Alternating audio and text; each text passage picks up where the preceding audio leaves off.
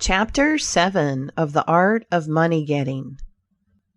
Recording by Jill Preston. The Art of Money Getting by P.T. Barnum. Chapter 7. Don't get above your business.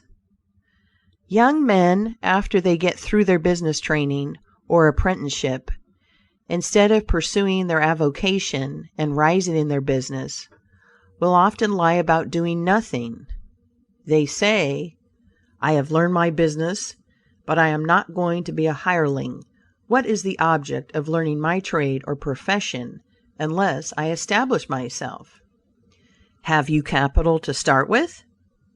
No, but I'm going to have it. How are you going to get it? I will tell you confidentially, I have a wealthy old aunt, and she will die pretty soon, but if she does not, I expect to find some rich old man who will lend me a few thousands to give me a start. If I only get the money to start with, I will do well. There is no greater mistake than when a young man believes he will succeed with borrowed money. Why? Because every man's experience coincides with that of Mr. Astor, who said, it was more difficult for him to accumulate his first $1,000 than all the succeeding millions that made up his colossal fortune. Money is good for nothing unless you know the value of it by experience. Give a boy $20,000 and put him in business, and the chances are that he will lose every dollar of it before he is a year older, like buying a ticket in the lottery and drawing a prize. It is easy come, easy go. He does not know the value of it. Nothing is worth anything unless it costs effort. Without self-denial and economy, patience and perseverance, and commencing with capital which you have not earned, you are not sure to succeed in accumulating. Young men, instead of waiting for dead man's shoes, should be up and doing, for there is no class of persons who are so unaccommodating in regard to dying as these rich old people, and it is fortunate for the expectant heirs that it is so. 9 out of 10 of the rich men of our country today started out in life as poor boys, with determined wills, industry, perseverance, economy, and good habits.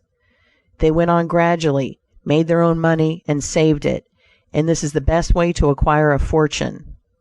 Stephen Girard started life as a poor cabin boy and died worth $9 million. A.T. Stewart was a poor Irish boy, and he paid taxes on $1.5 million of income per year. John Jacob Astor was a poor farmer boy and died worth 20 millions. Cornelius Vanderbilt began life rowing a boat from Staten Island to New York. He presented our government with a steamship worth $1 million and died worth 50 million. There is no royal road to learning, says the proverb. I may say it is equally true. There is no royal road to wealth, but I think there is a royal road to both. The road to learning is a royal one, the road that enables the student to expand his intellect and add every day to his stock of knowledge, until in the pleasant process of intellectual growth he is able to solve the most profound problems, to count the stars, to analyze every atom of the globe, and to measure the firmament that is a regal highway, and it is the only road worth traveling. So, in regard to wealth, go on in confidence, study the rules, and above all things, study human nature, for the proper study of mankind is man, and you will find that while expanding the intellect and the muscles, your enlarged experience will enable you every day to accumulate more and more principle, which will increase itself by interest and otherwise, until you arrive at a state of independence. You will find, as a general thing, that the poor boys get rich and the rich boys get poor. For instance, a rich man at his decease leaves a large estate to his family. His eldest sons, who have helped him earn his fortune, know by experience the value of money, and they take their inheritance and add to it. The separate portions of the young children are placed at interest, and the little fellows are patted on the head and told a dozen times a day, "You are rich. You will never have to work." You can always have whatever you wish, for you were born with a golden spoon in your mouth. The young heir soon finds out what that means. He has the finest dresses and playthings. He is crammed with sugar candies and almost killed with kindness. And he passes from school to school, petted and flattered. He becomes arrogant and self-conceited, abuses his teachers, and carries everything with a high hand. He knows nothing of the real value of money, having never earned any, but he knows all about the golden spoon business. At college he invites his poor fellow students to his room, where he wines and dines them. He is cajoled and caressed, and called a glorious good fellow, because he is so lavish of his money.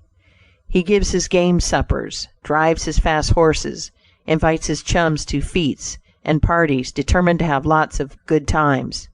He spends the night in frolics and debauchery, and leads off his companions with the familiar song, "We won't go home till morning." He gets them to join him in pulling down signs, taking gates from their hinges, and throwing them into backyards and horse ponds. If the police arrest them, he knocks them down, is taken to the lockup, and joyfully foots the bills. "Ah, my boys," he cries, "what is the use of being rich if you can't enjoy yourself?" He might more truly say, if you can't make a fool of yourself, but he is fast, hates slow things, and doesn't see it.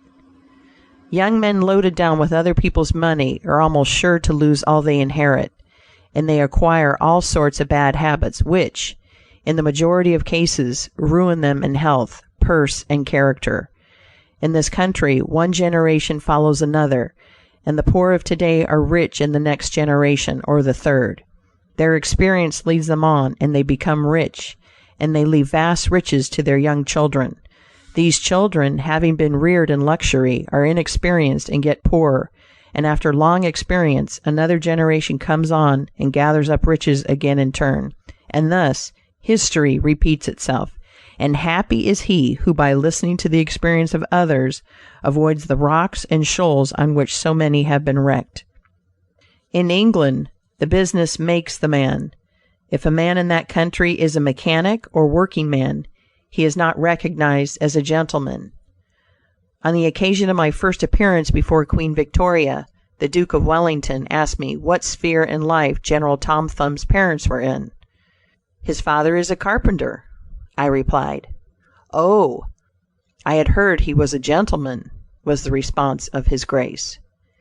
In this republican country, the man makes the business. No matter whether he is a blacksmith, a shoemaker, a farmer, banker, or lawyer, so long as his business is legitimate, he may be a gentleman. So any legitimate business is a double blessing. It helps the man engaged in it and also helps others. The farmer supports his own family, but he also benefits the merchant or mechanic who needs the products of his farm. The tailor not only makes a living by his trade, but he also benefits the farmer, the clergyman, and others who cannot make their own clothing.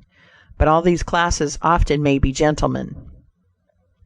The great ambition should be to excel all others engaged in the same occupation. The college student who was about graduating said to an old lawyer, "I have not yet decided which profession I will follow. Is your profession full?" "The basement is much crowded, but there is plenty of room upstairs," was the witty and truthful reply. No profession, trade, or calling is overcrowded in the upper story. Wherever you find the most honest and intelligent merchant or banker, or the best lawyer, the best doctor, the best clergyman, the best shoemaker, carpenter, or anything else, that man is most sought for, and has always enough to do. As a nation, Americans are too superficial. They are striving to get rich quickly. They do not generally do their business as substantially and thoroughly as they should. But whoever excels all others in his own line, if his habits are good and his integrity undoubted, cannot fail to secure abundant patronage, and the wealth that naturally follows. Let your motto, then, always be Excelsior, for by living up to it there is no such word as fail. End of Chapter 7. Recording by Jill Preston.